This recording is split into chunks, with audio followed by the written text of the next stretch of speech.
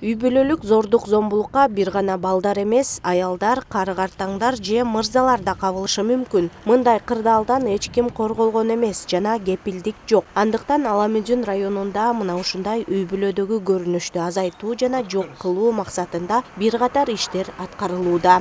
Үй бүлөлүк сактоо жана коргоо түзүлгөн комитеттердин биринчи максаты ошо бүгүнкү күнү зордук зомбулукка кабылган аялдарды, улгайган жарандарды жана балдарды, майыптарга өз учурунда жана так көмөк көрсөтүү.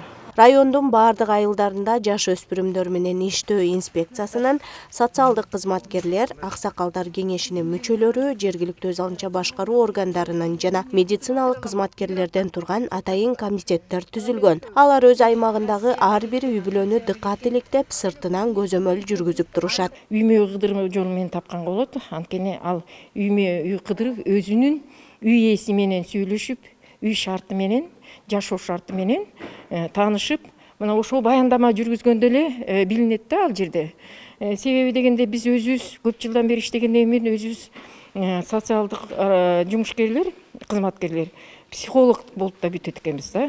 Баардык нерсени байкап, сөзүнөн байкап турат экенбиз да. Ошондон биз деген жанагы жакыр жашаган үй бүлөлөрдү, зордук зомбулукка калган үй бүлөлөрдү жана зордук зомбулукка калган балдарды ошол жол менен табабыз. Көк Жар айылында жалпы 1470 түтүн бар. Мында 7600 адам каттоодо турат. Анткени менен ички миграциянын айынан мындагы тургундардын саны 12 миңден ашат. Аз камсыз болгон үй бүлөлөргө, мигранттардын балдарына байма-бай айыл өкмөтү тарабынан бир катар материалдык жардамдар көрсөтүлүп келет.